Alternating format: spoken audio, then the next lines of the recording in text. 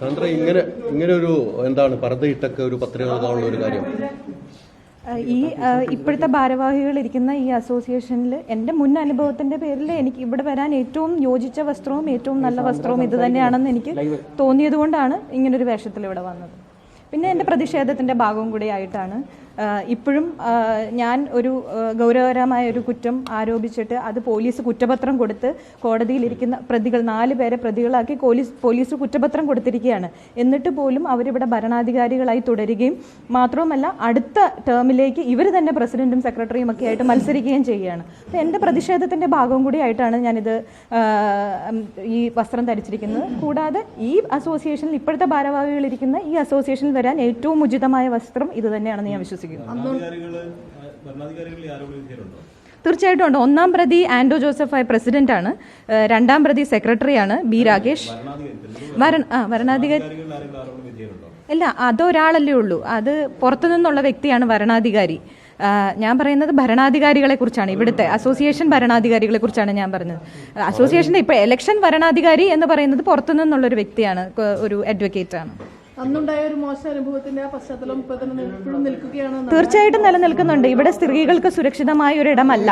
സ്ത്രീകൾക്ക് എൻ്റെ കൂടെ തന്നെ ഇപ്പം മറ്റൊരു സ്ത്രീ നിർമ്മാതാവും കൂടെ ഉണ്ട്. ഇവിടെ സ്ത്രീ നിർമ്മാതാക്കൾക്കെന്നല്ല, സ്ത്രീകൾക്ക് പൊതുവെ വരാൻ ഒരു സേഫ് ആയിട്ടുള്ള ഇടമല്ല ഇന്ന് പ്രൊഡ്യൂസേഴ്സ് അസോസിയേഷൻ.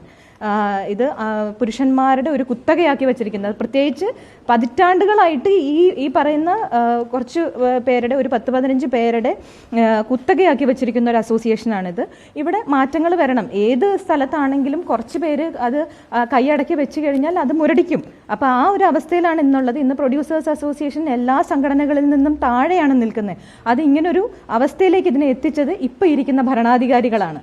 അവിടെ മാറ്റം സംഭവിച്ചെങ്കിൽ മാത്രമേ മൊത്തത്തിൽ ഇൻഡസ്ട്രി, ഒരു പ്രൊഡ്യൂസേഴ്സ് അസോസിയേഷനിൽ മാറ്റം വരുമ്പോൾ അത് പരോക്ഷമായി മുഴുവൻ ഇൻഡസ്ട്രിയുമായാണ് ബാധിക്കുന്നത്. അപ്പോൾ അത് മാറ്റം കൊണ്ടുവരാൻ സാന്ദ്രയ്ക്ക് വേണ്ട പിന്തുണയുണ്ടെന്ന് പ്രതീക്ഷിക്കുന്നു. തീർച്ചയായിട്ടും ഉണ്ട്. പ്രൊഡ്യൂസേഴ്സ് അസോസിയേഷനിൽ ഇപ്പം ഞാൻ ഇലക്ഷന് ഈ മത്സരിക്കുന്ന വേളയിൽ ഞാൻ എല്ലാവരുമായിട്ട് സംസാരിച്ചതെന്ന് എനിക്ക് മനസ്സിലാക്കിയത് ഒരു ഭരണവിരുദ്ധ വികാരം ഇവിടെ വളരെ ശക്തമായിട്ടുണ്ട്.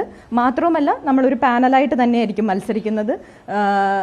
ഇത് മാറ്റം വരേണ്ടത് അനിവാര്യമാണ്. അത് എല്ലാവർക്കും, ഇത് ഈ നിർമ്മാതാക്കളുടെ സംഘടനയിലുള്ള എല്ലാവർക്കും ബോധ്യമുള്ളൊരു കാര്യമാണ് ഇവിടെ ഒരു മാറ്റം വരണം എന്നുള്ളത്. പാനലിൽ ഇപ്പോൾ അതൊക്കെ അറിഞ്ഞാൽ പോരെ. അത് എൻ്റെ പേര് നിർദ്ദേശിച്ചേക്കുന്നത് എൻ്റെ ഫാദർ ഇവിടുത്തെ ഒരു പ്രൊഡ്യൂസർ തന്നെയാണ്. 2ാമത് ചെയ്തിരിക്കുന്നത് ഷീല ചേച്ചിയാണ്.